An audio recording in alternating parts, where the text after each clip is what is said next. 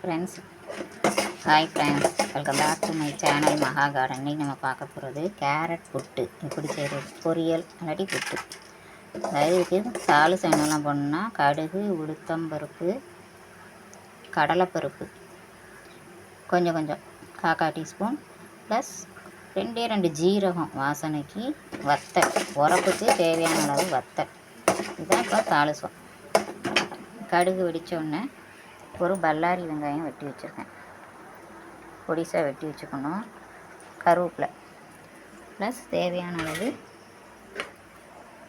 Carrot புட்டடிப்பில் சீவி வச்சுருக்கோம். கேரட்டை எடுத்துக்கணும். இப்போ தாளிசம் போட்டு வெங்காயத்தை போட்டு வதக்கணும். இப்போ கடுகு வெடிக்க ஆரம்பிச்சிட்டு கடுகு வெடித்தோடனே வெங்காயத்தை தூக்கி போடுறோம். கொஞ்சம் கோல்டன் கலர் வர அளவுக்கு வதக்கிக்கிறோம்.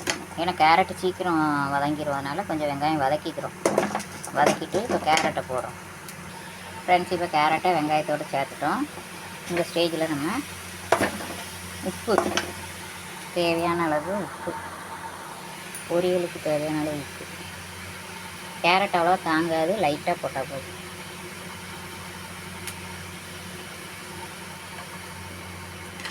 உப்பு போட்ட பிறகு கொஞ்சம் தேங்காய் திருவி வச்சுக்கணும் கடைசியில் சேர்த்து. ஃப்ரெண்ட்ஸுக்கு தண்ணிலாம் தெளிக்க வேண்டாம், எண்ணெய் லைட்டாக லேசாக அப்படி மேலே ஒரு தெளிச்சுக்கிட்டு, ஏன்னா கேரட் அதுலேயே ஈரப்பதம் இருக்கும், அதுலேயே வெந்துடும். நல்லா வதக்கி வெந்தாச்சு. அப்புறம் திருவி வச்சுக்கிற தேங்காய் எவ்வளோ நம்ம நிறைய தேங்காய் வேணால் நிறைய போட்டுக்கலாம், நான் கம்மியாக தான் போடுறேன். இப்போ தேங்காயை தட்டி வச்சு அதோட மிக்ஸ் பண்ணிக்கிறோம்.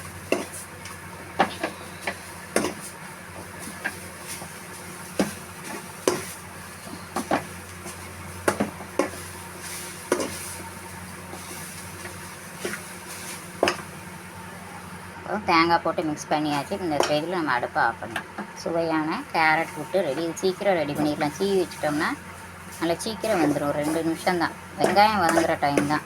வெங்காயம் வதங்கினா இதை போட்டு அப்படியே லேசாக தண்ணி தெளித்து லைட்டாக வேணால் தெளிச்சிக்கலாம், இல்லாட்டி அப்படியே கிண்டிக்கலாம். வெந்த உடனே தேங்காய் தூக்கி போட்டு இறக்கிட வேண்டியது. சுவையான கேரட் புட்டு ரெடி. இது புளிக்குழம்புக்கெலாம் நல்லாயிருக்கும் இந்த கேரட் புட்டு. ஓகே ஃப்ரெண்ட்ஸ், இந்த வீடியோ பிடிச்சிருந்தா லைக் பண்ணுங்கள், ஷேர் பண்ணுங்கள், கமெண்ட் பண்ணுங்கள். என்னோடய சேனலை மறக்காமல் சப்ஸ்கிரைப் பண்ணி பாருங்கள். Okay, thank you.